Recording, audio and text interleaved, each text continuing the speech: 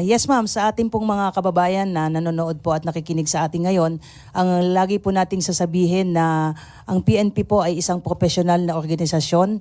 Nakatutok po tayo sa ating mga mandato at asahan niyo po na laging nakahanda po ang PNP na ipatupad po ang batas. Nasabi na naman namin dun sa press release namin kahapon at nandun to dun sa certification na linabas ng Prosecutor General.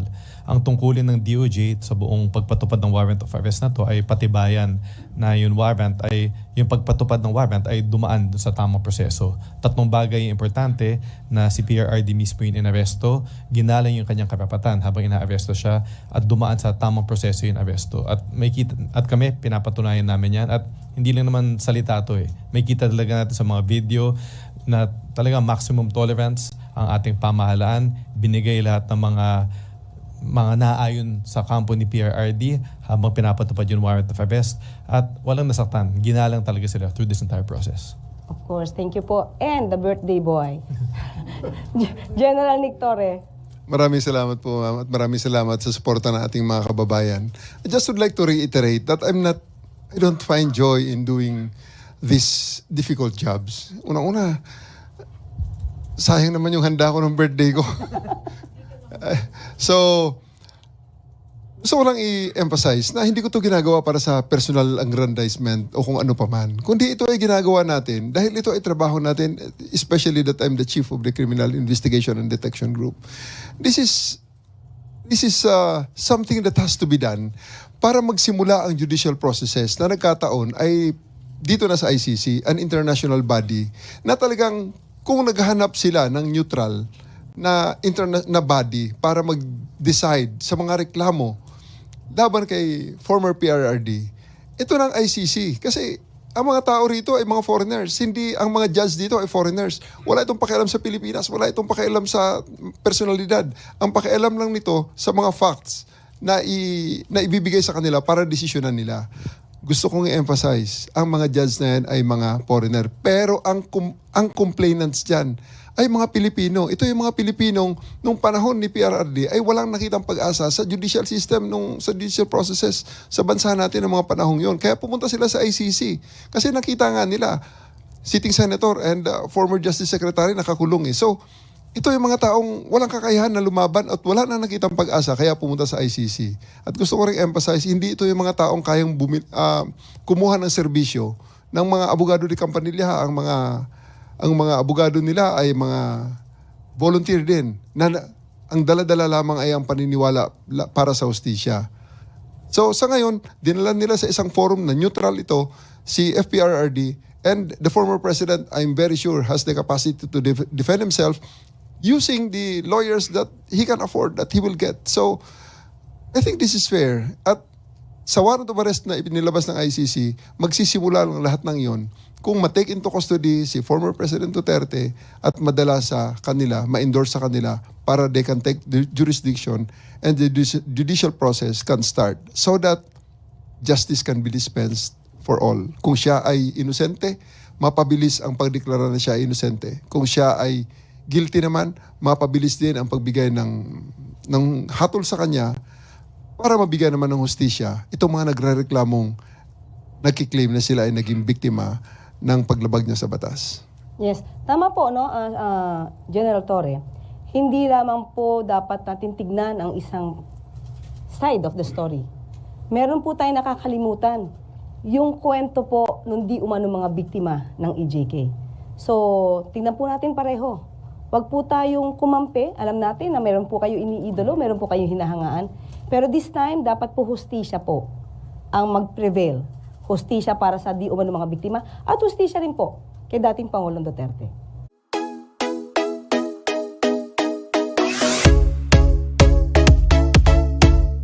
Natin itong maituwid ang mga iba't ibang haka-haka.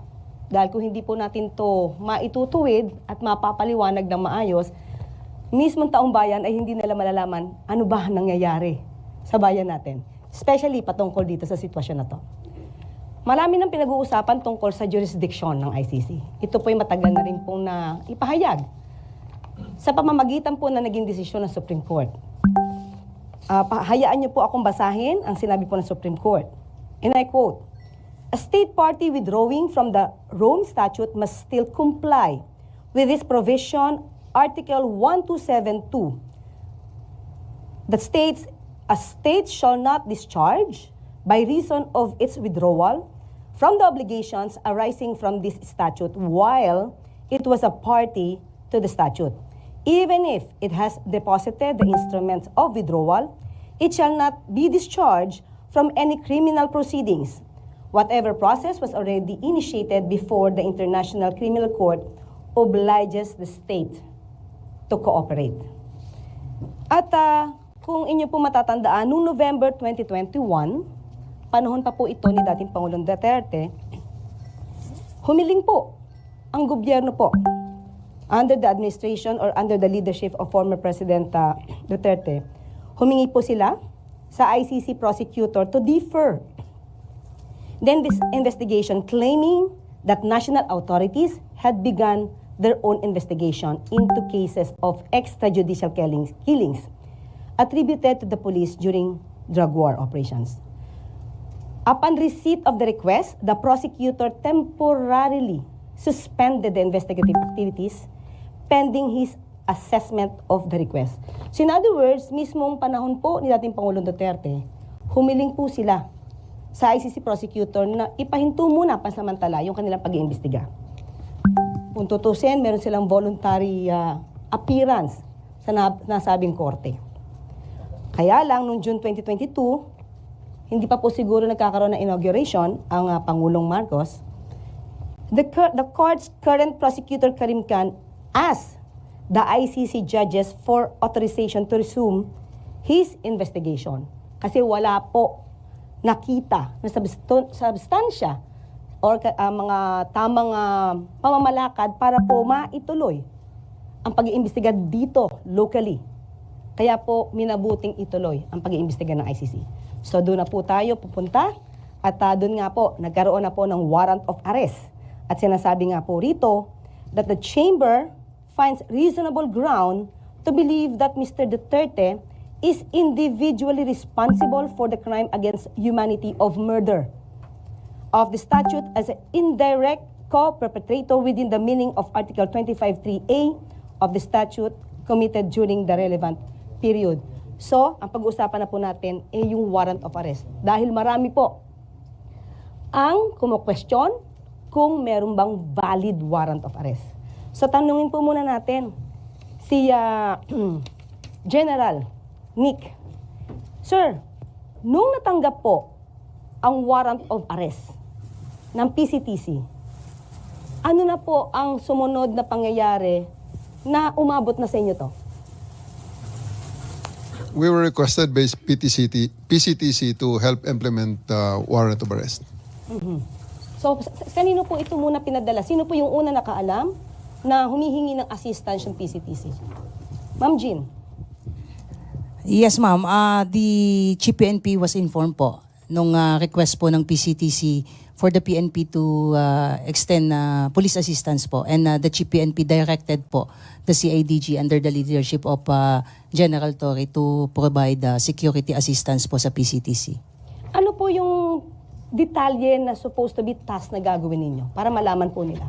Ang PNP po, ma'am, ay limited lamang po sa pagpo-provide po ng security doon po sa mga mag-i-implement po ng warrant through the Interpol mechanism po. So kaya nandoon po yung PCTC, and in fact, it was the PTC Executive Director po ang nag-inform po sa ating pong dating Pangulo at nandoon po yung mga prosecutor po ng DOJ at ang PNP po in the person of General Torre po was there to provide security po. So ngayon, sabi niyo po ay magpo-provide din po kayo ng assistance sa PCTC, sa Interpol, saka sa DOJ. Yusek Nick, ano po yung naging papel po ninyo at the time na isa-serve yung warrant of arrest kay dating Pangulong Duterte? Sa kampo ng DOJ, nalaman namin yung notice sa PCTC through the Bureau of Immigration. Kasi yung PCTC, i-diffuse niya yan o ikakalat niya sa may iba-ibang law enforcement agencies natin na may ganong notice, no? Notice for the warrant of arrest. Alam natin sa DOJ may dalawang layers tayo, no? Ang BI at ang NBI. BI ang nag-inform sa amin na may ganitong request Tapos, so may mga representatives mula sa BI at sa DOJ na nagpunta. Sa BI, si Commissioner Biado mismo nagpunta. Tapos sa DOJ, nandun ako at si Prosecutor General Dong Fodolion. Ang naging papel ng DOJ doon ay kami ang naging competent authority or competent judicial authority upang saksihan ang buong pagpatupad ng warrant of arrest at siguraduhin na sumusunod ito doon sa mga kinakailangan ng ICC upang ma-properly ma-deliver si PRRD sa kanila. Okay?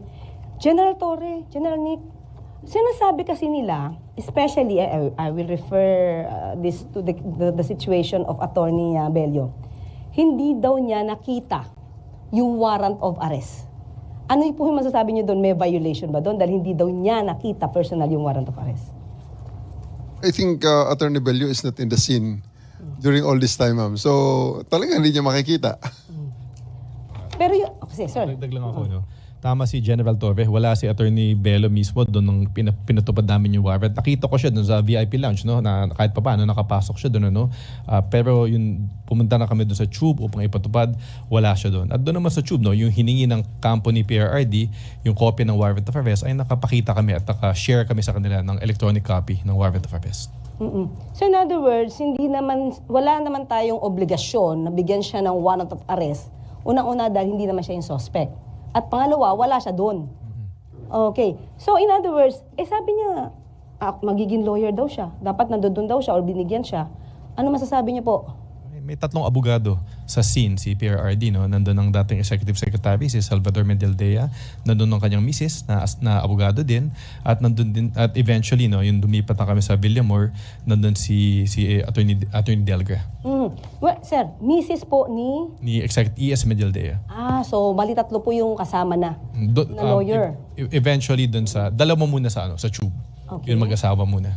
Okay, so yung kanyang rights naman, as a suspect, hindi naman siya na-deprive. Ay, hindi na-deprive. In fact, gusto na nga namin ibasa yung Miranda rights niya doon sa tube, pero nakiusap yung mga abogado niya na wag muna. Kaya yung naging pa siya ay ilipat siya sa mas secure na area, which was eventually sa Villamor Air Base. At doon na namin, after binigyan sila ng pagkakataon na magpahinga, doon binasa ni General Torre yung Miranda rights niya. So balikan natin, sir, nung sinaserve po yung warrant of arrest. Ano po yung pinakasitwasyon? Nagkagulo ba? Maayos ba? Paano po? Paki-describe po sa amin. Well, sa lahat naman pong stage nung service ng warrant ay okay lang naman. Everyone is calm.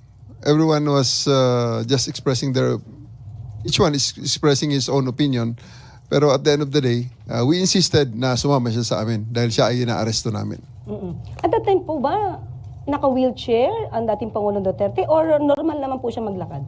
He was offered a wheelchair but he declined. So ang wheelchair niya ay ginamit ni ES Medialdea. So physically, ang condition po ni dating Pangulong Duterte at that time ay mukhang maayos naman po. Maayos, ma'am. Maayos. Until the end. Hanggang sa ngayon, hanggang sa kagabi nang siya ay ni-receive ng ICC, he is fine. And actually, bago bumaba sa plane, he made a video na andyan naman ngayon sa social media. He says that he is fine. Okay. Kay General G naman po, medyo inaano kayo Sinasabi, umiiwas daw kayo sa tanong ni Senator Bongo. Paano niyo po ba itong sasagutin? Ganito po kasi ma'am yung nangyari nun ma'am. Nung maisakay na po at lilipat na po sila sa Villamor, susunod po si Chief PNP. I was supposed to board po yung sasakyan ni Chief PNP at paalis na po. Kaso nasakay yung pinto ng van, umandar na po yung sasakyan niya. Humahabol po ako. Hindi ko po iniwasan with due respect po kay Senator Bongo. Kung na-offend po siya, pasensya na po. Pero there was no intention on my part na takbuhan siya. It so happened na hinahabol ko po yung convoy. Kaya po tumakbo po ako palayo po doon sa direction po nila. So from there, sa airport, dinala siya sa Villamor Air Base? Tama po ma'am. Yes, ma'am. Okay. Nung nakapasok na siya at dinala siya sa Villamor Air Base, General Torre, paki-describe. Kasi kanina may kinukwento po kayo na naging relax naman yata ang Pangulo at umupo siya sa kanyang sa sila ng Pangulo. Paki-describe nga po yun. Well, ang particular place kasi sa Villamor is the 250th Presidential Airlift Wing. yun po ang lounge ng presidente ng Pilipinas. At doon din siya, nung siya ang presidente, doon siya naupo sa same seat na para sa ngayong presidente. Pinabigyan po namin, pati po ang kanyang mga kasamahan, they were there in the most comfortable lounge, arguably sa kahit na anong airport natin sa buong Pilipinas. Ilan po ang nakasama sa loob po nitong lounge na to? Hindi na po namin nabilang sa ngayon. I'll give you the exact, hindi ko na po nakita ma'am sa buong accounting namin. Pero yung matatandaan niyo po, sino po yung nakasama ni dating Pangulong Duterte sa lounge? Nandun po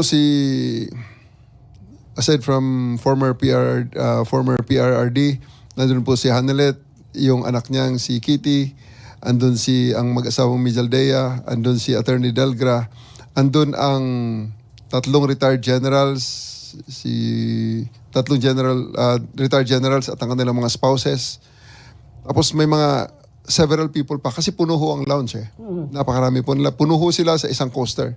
Nang dinala namin sila mula doon sa exit gate ng NAIA hanggang sa lounge ay nasa bus po sila ng PNP sa coaster po. Puno po. Ang nakwento niyo rin po kanina, parang dapat na umalalay, tama po ba ako, mga kababaihan ng kapulisan natin. At from start to finish, not one of our people touched PRRD. I did not allow it. The only people who touched him are his bodyguards. Nandun ho si Romy, yung bodyguard niyang sundalo. May dalawa pang bodyguard na ito talaga yung umaalalay sa kanya, si Romy. Plus ang isang personal nurse na isang pulis. Then may isa pang sundalo na bodyguard na lalaki at isa pang pulis na bodyguard na lalaki. So yun lang po ang mga taong humahawak sa kanya diretso aside from his family and parts of his entourage. Wala po sa mga pulis at hindi po namin hinawakan kailanman si PRRD. Totoo po ba na yung mga nag-implement po nito, nagsuot po kayo ng body camera? Meron po tayong mga body camera, ma'am. Kompleto po tayo. More than enough ang mga body camera and also the alternative recording devices na record po namin. Pati yung mga cellphones. Pati rin po sila, may mga cellphones po. Wala po tayong deprived doon.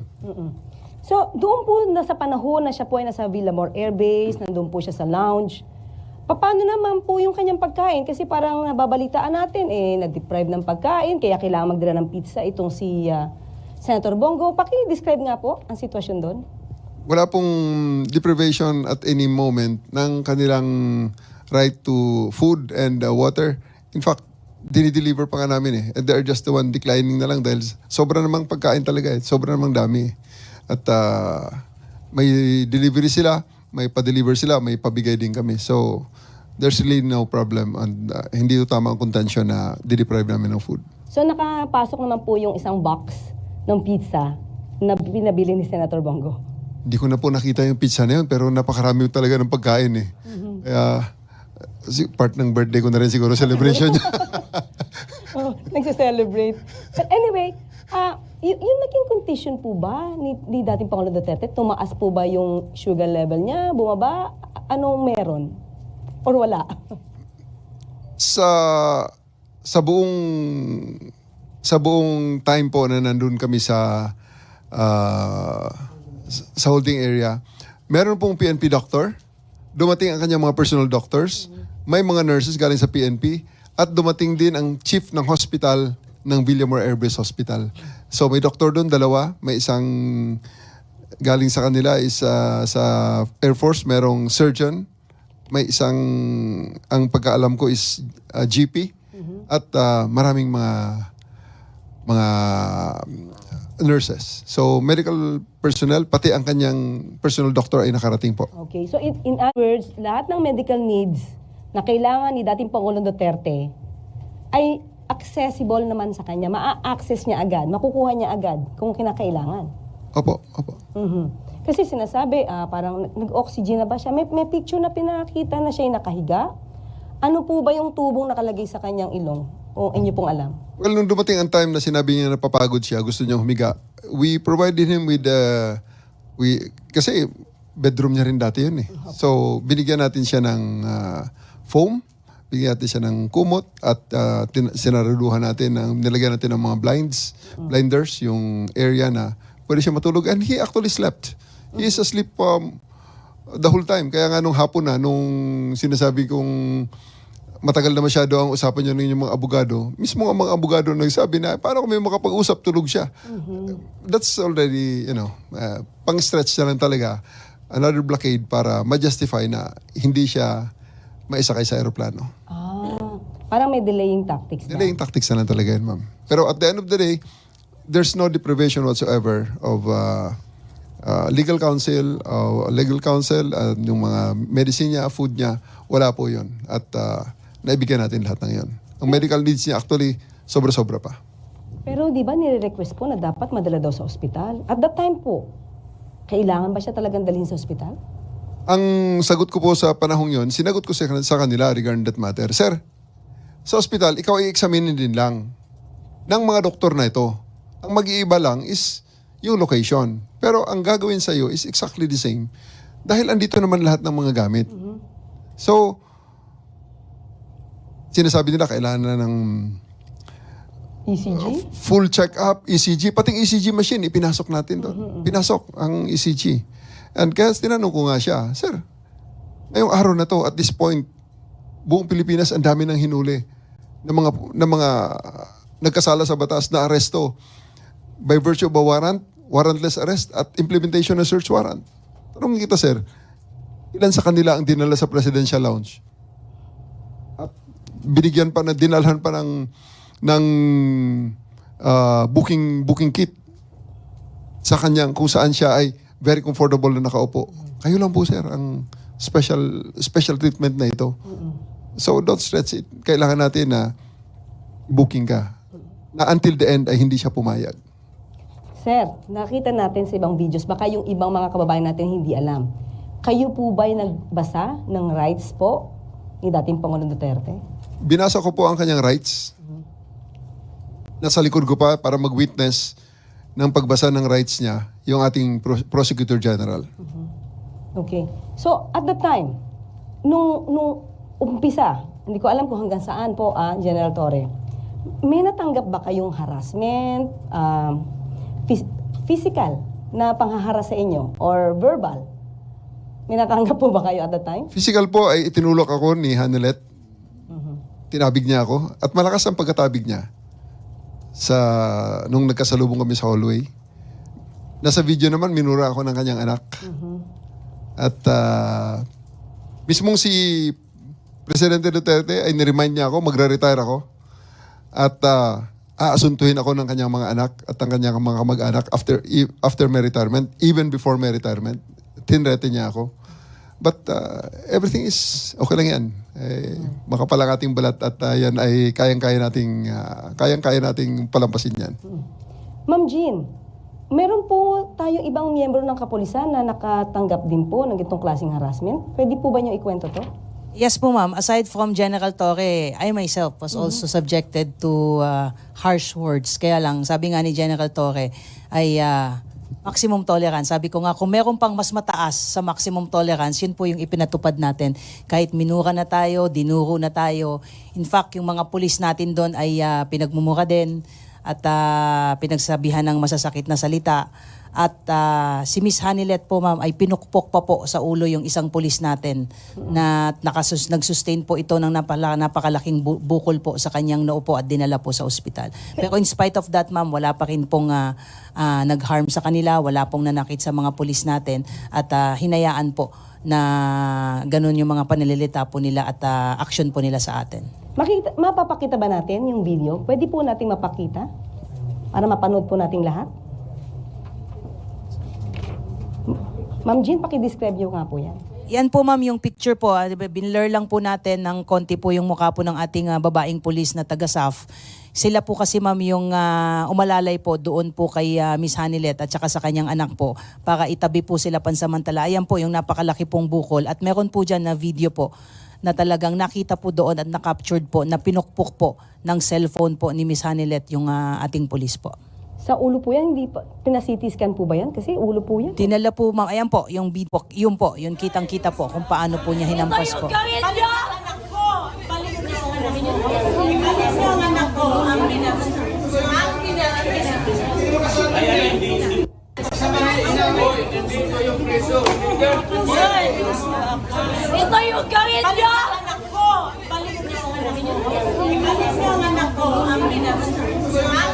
makikita po nyo dyan, ma'am, sa video is tinatabi po sila.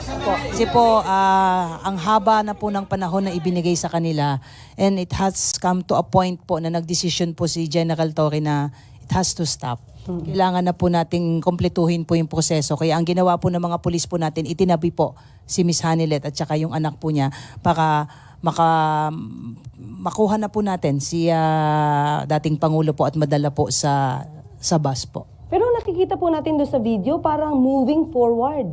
Itong si Kitty, yung anak. Saan siya papunta nun? Parang pumipilit siyang pumunta paabante. Saan po siya papunta niya? Gusto po nilang bumalik, ma'am, doon po sa area kung saan po yung ating dating Pangulo po. So yung mga kapulisan po natin, parang hinaharangan na lang sila. Opo, kinire-restrain po sila, nilalayo po sila at hinaharangan para hindi na po sila bumalik po doon sa area kung saan po nandoon po yung ating dating Pangulo po. Kasi maganda po maipaliwanag yung sitwasyon na yan. Kasi po baka magkaroon ng ibang kwento at sabihin na nahahara sila. Yung pala, sila po yung moving forward, going forward para po puntahan muli ang dating Pangulong Duterte. Yes po, ma'am. Yes po. Okay. So, after that, nung okay naman po, yung sitwasyon ni dating Pangulong Duterte, physically, okay naman po yung kanyang kondisyon, papaano niyo po siya naisakay sa aircraft? Well, ang tingin ko, ang turning point talaga doon is nung time na talagang humaharang si ES Medialdea at binigyan ko siya ng warning na talaga, sir, tapos na ito. Kanina pa ang usapan, kailangan sumakay ka na muna sa aeroplano, kayo sa aeroplano. At saka na natin pag-usapan ng iba pa, sa husgado na. So, nag-isip si ES Medialdea, dared me to arrest him, and I did. So, binasahan ko siya ng kanyang karapatan. Ninaras ko siya for PD 1829. So, at pinusasan ko siya. Kaya nang hinila ko na siya palabas, palayo, na nakaposas, siguro nakita ni PRRD na seryoso ako. At hindi tayo patatalo. At we do believe na talagang the majesty of the law has to reign supreme. Dapat masunod ang batas. Pero sir, nakita ko po sa video, parang binabasahan niyo ba siya? Or sinasabihan niyo siya rin na kanyang rights? Winarningan ko muna si ES Medialdea, sir, pag hindi ka pa umalis dyan, hindi matatapos ito. Dahil dyan, aarestuhin na kita ng obstruction of justice under PD 1829. And he dared me. So, I read him his rights. And I asked him to, if he understood his rights. And when he said na-affirm niya, naintindihan niya, sir, you are under arrest for PD 1829. Halika na, sir. So, pinusasan ko at inalis. Nung makita ni PRRD yun, kasi bumalik ulit ako na inilagay ko sa bus, dala ko ulit ang posas.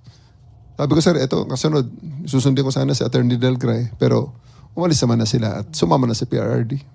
So in other words, sir, sabi nga po ni Ma'am Jean, maximum tolerance yung ginawa niyo. So ilang oras po ba at nagtagal po talaga yung pagsampa sa kanya? Pagdala sa aeroplano po ni dating Pangulong Duterte? 12 hours, ma'am. 12 hours. Ganon din kayo katsaga. Ganon din katsaga ang miyembro ng kapulisan.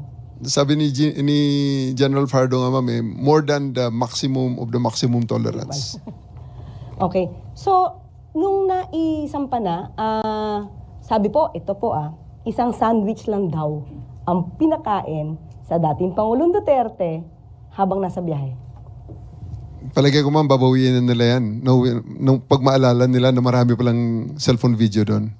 Kasi sa totoo lang, pati sa aeroplano, may video na kumakain talaga si former PRRD ng full meal. Full meal talaga. Babawiin nila yan, ma'am. So in other words, yung mga ganitong klase mga naratibo, para maging negatibo lang ang pagpapa-implement ng warrant of arrest, saka yung the whole operation? Wala na akong makitang ibang rason, ma'am, para ilabas nila yan. Pero at the end of the day, it will be their word against our cellphone videos. And at the same time, sabi niyo nga po kanina, maganda naman ang kondisyon ni dating Pangulong Duterte, nakarating na po sa Netherlands. Kaya nga, ma'am, so we have now the benefit of a 2020 hindsight. Mismo ang doktor doon ng ICC ang nagsasabi na is fit and he's okay. And siya mismo, bago siya bumaba sa aeroplano, gumawa siya ng video, pinadala niya sa pamilya niya, at ipinost ng pamilya niya, sinasabi, I'm okay. Ilan po pala yung kasama ni dating Pangulong Duterte sa kanyang trip? Ang kasama po niya, ma'am, yung kanyang close-in security, yung kanya pong personal nurse, si Attorney Miljaldia. Sa part, ma'am, ng government mo ay may dalawang doktor po na kasama, dalawang CADG po, at yung representative po ng PCTC po, mismong si Ambassador Lacanilaw po ang kasama. Teka lang po, si at that time, syempre wala namang visa. Si Attorney Medialdea or ES, former ES. Paano po siyang napayagan na sumama pa kay dating Pangulong Duterte? Actually, ma'am, silang lahat walang visa. Kaya lang, tumulong po, ma'am, yung Philippine Embassy po natin sa Netherlands para i-process po yung mga karampatang visa, pati po yung kanilang mga appropriate clothings po ay pinobide po ng Philippine Embassy dahil malamig po doon. So pagdating po nila doon, inasikaso po kaagad sila ng kanilang pangangailangan po, including po yung pag-process po ng mga temporary visa po nila. Yung Philippine Embassy po ang natin ang tumulong doon. Okay, so maski na si ES po, meron siyang na-provide po siya ng mga tamang kasuotan dahil nga sa napakalamig na klima. Lahat po sila, ma'am. Yes, General. We will release the pictures pala, ma'am, sa inyo. Pati toothbrush, toothpaste, at mouthwash meron. Ayan. Ayan. So, wag po tayo maniwala doon sa mga sinasabi na na-deprive po ang dating Pangulong Duterte ng kanyang mga karapatan dahil ang bansa mismo, ang gobyerno po natin ay tumulong po sa kanila. Okay, balik naman po ngayon tayo kay Yusek Nikki. Yusek Nikki, may issue. Bakit daw nag-violate ng pagpapa-implement ng Rome Statute ng Section 59? Paki-explain nga po sa taong bayan, ano ba itong sinasabi nilang Section 59 ng Rome? Unang-una, isang malaking pagbabaliktad dun sa posisyon nila yan. Dahil habang pinapatupad namin yung warrant of arrest, sinasabi nila na wala na tayo sa Rome Statute, wala na tayo sa ICC, dapat hindi gamitin yung mga provision ng ICC ng Rome Statute. Ngayon, dahil convenient, biglang ginagamit. Pero sa amin naman, may nakalagay dun sa Article 59 na dapat may competent authority, competent judicial authority na magsasabi, na magpapatunay na yung warrant, subject ng warrant of arrest ay si PRRD. Pangalawa, na yung dumaan sa proseso, yung pagpatupad ng warrant of arrest sa kanya. At pangatlo, na na ginalang lahat ng mga karapatan niya habang pinapatupad yung warrant of arrest. Ang nagsilbi bilang competent authority dito ay kami, ang Department of Justice. At in fact, yung Prosecutor General natin, napirmahan na niya yung certification at pinadala na natin sa ICC dahil ito ay isa sa kanilang mga requirements bago ma-turn over si PRRD sa kanila. Sa atin, may masama ba na ang DOJ ang nagsilbi bilang competent judicial authority? Walang masama doon. Kasi unang-una, ang DOJ ay may quasi-judicial functions naman yan.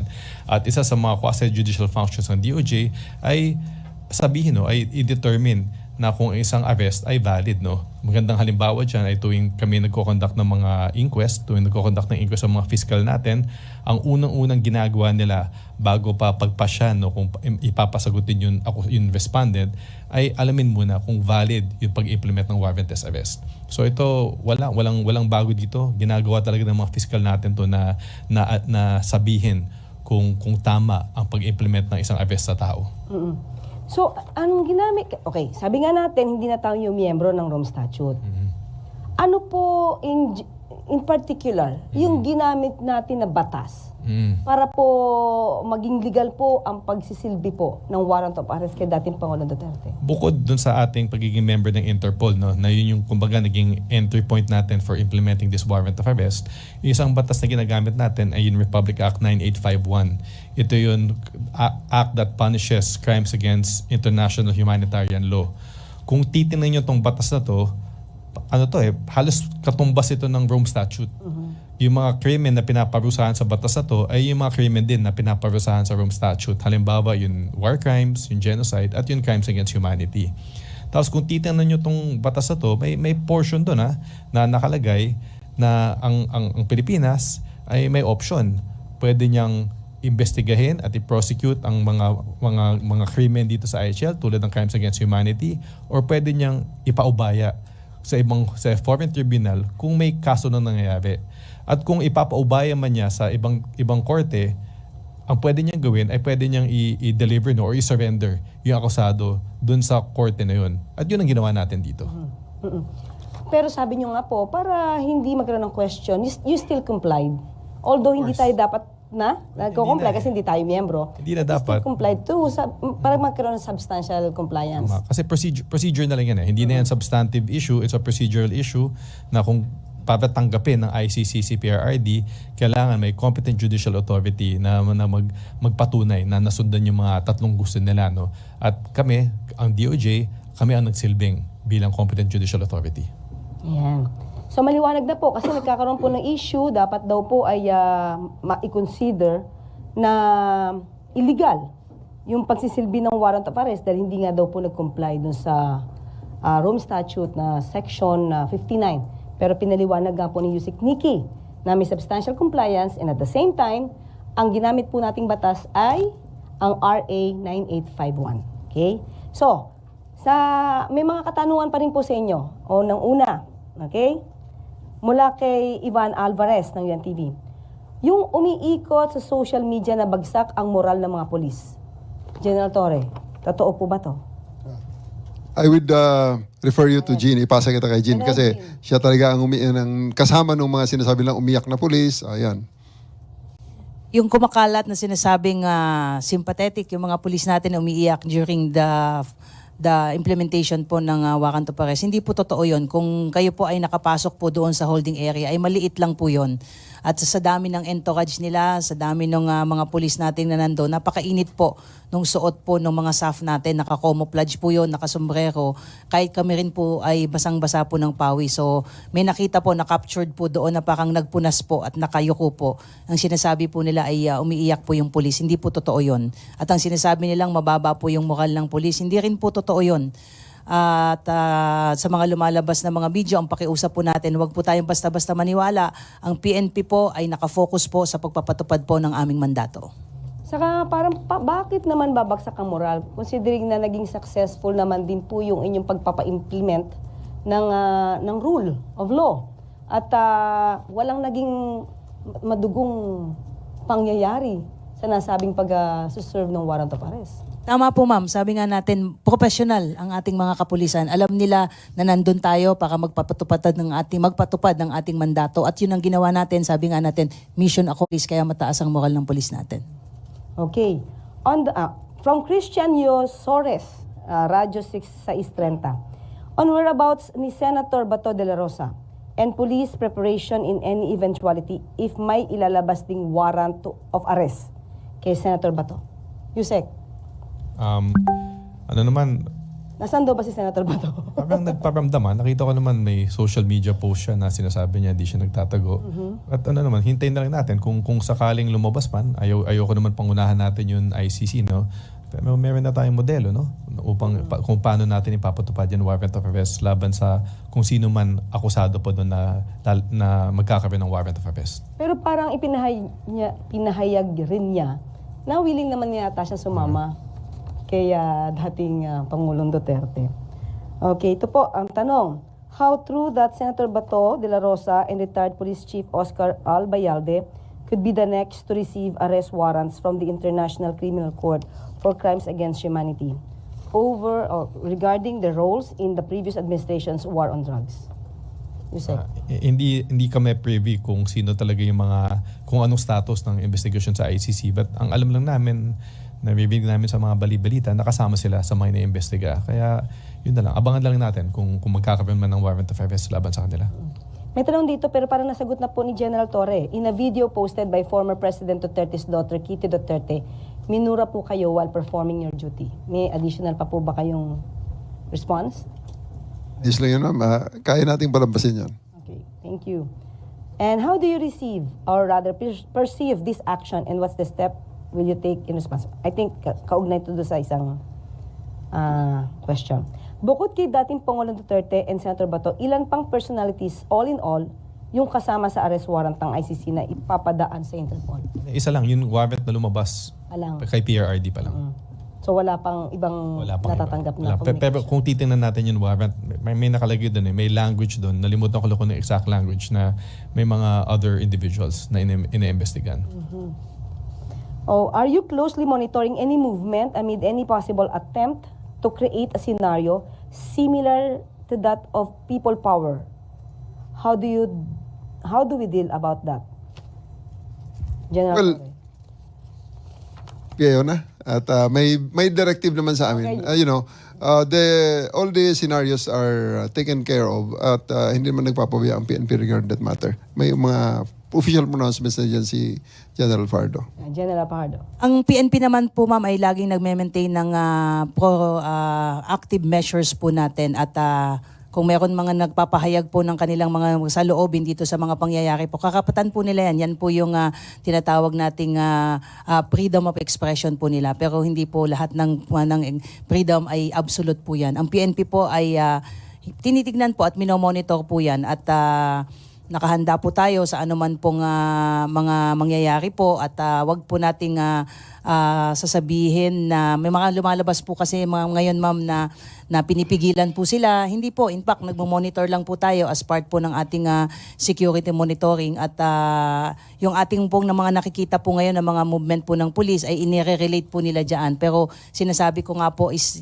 continuing po ma'am yung ating security preparation for election. So may mga nakikita po tayo mga simulation exercise. Yun lamang po ay bahagi po ng ating patuloy na paghahanda po para sa nalalapit po na election. Yeah. May kasunod po akong tanong, General Archin.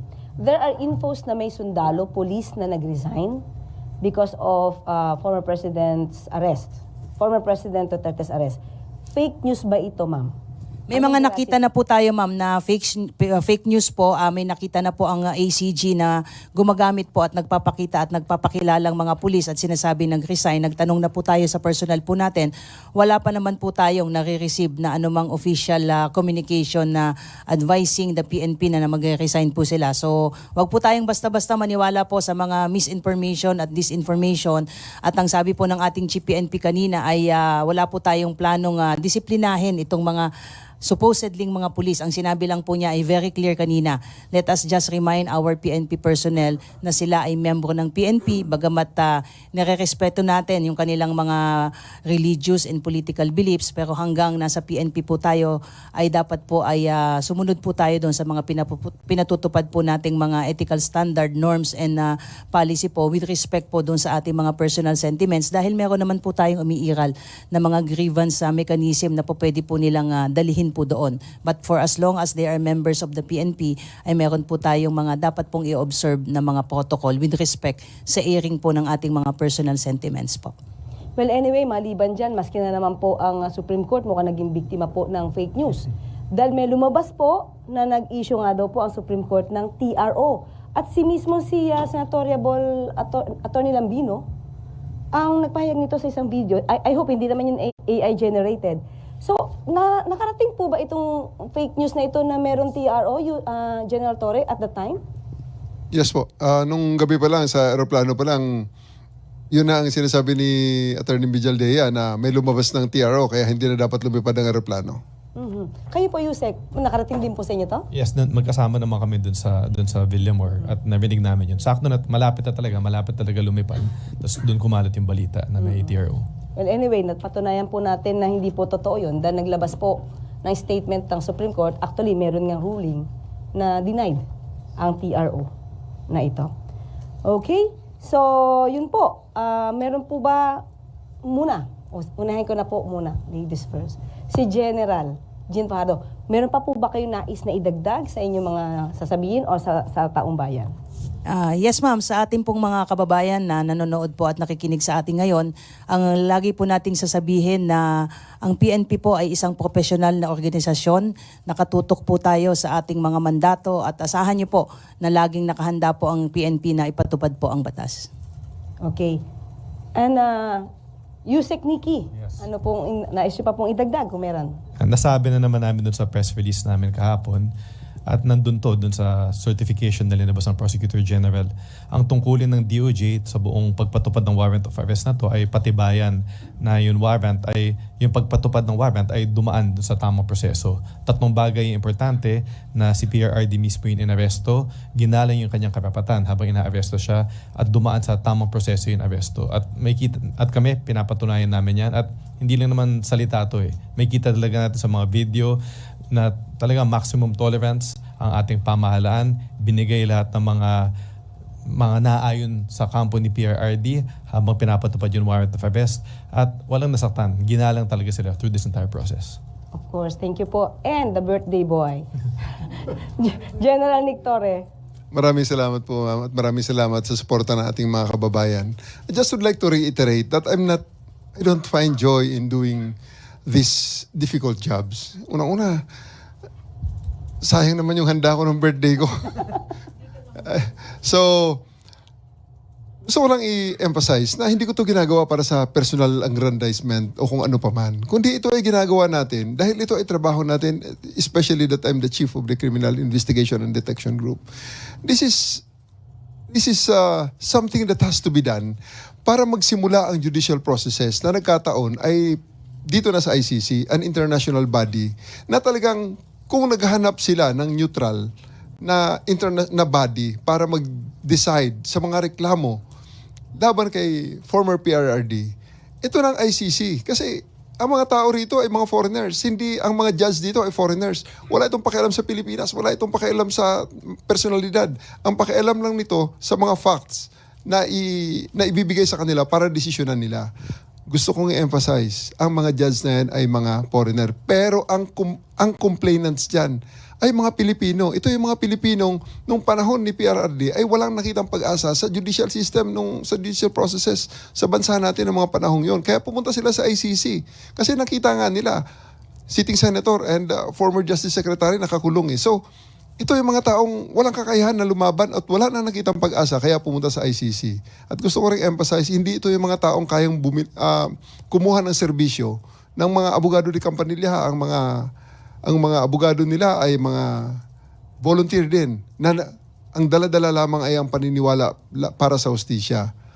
So sa ngayon, dinala nila sa isang forum na neutral ito, si FPRRD, and the former president, I'm very sure, has the capacity to defend himself using the lawyers that he can afford, that he will get. So, I think this is fair. At sa warrant of arrest na ipinilabas ng ICC, magsisimula lang lahat ng iyon kung ma-take into custody si former President Duterte at madala sa kanila, ma-endorse sa kanila para they can take the jurisdiction and the judicial process can start so that justice can be dispensed for all. Kung siya ay inosente, mapabilis ang pagdeklara na siya ay inosente. Kung siya ay guilty naman, mapabilis din ang pagbigay ng hatol sa kanya para mabigyan naman ng hustisya itong mga nagrereklamong nagkiklaim na sila ay naging biktima ng paglabag niya sa batas. Yes, tama po, no, General Torre. Hindi lamang po dapat natin tignan ang isang side of the story. Meron po tayong nakakalimutan. Yung kwento po nung di umano mga biktima ng EJK. So, tignan po natin pareho. Huwag po tayong kumampi. Alam natin na meron po kayo iniidolo, meron po kayong hinahangaan. Pero this time, dapat po hustisya po ang mag-prevail. Hustisya para sa di umano mga biktima at hustisya rin po kay dating Pangulong Duterte. At dyan po nagtatapos ang ating programa ngayon. Hanggang sa muli. At sa susunod na pagkakataon at kung meron pa pong another issue, at ibibigay po namin agad ang mga pagpapaliwanag patungkol dito. Maraming salamat po.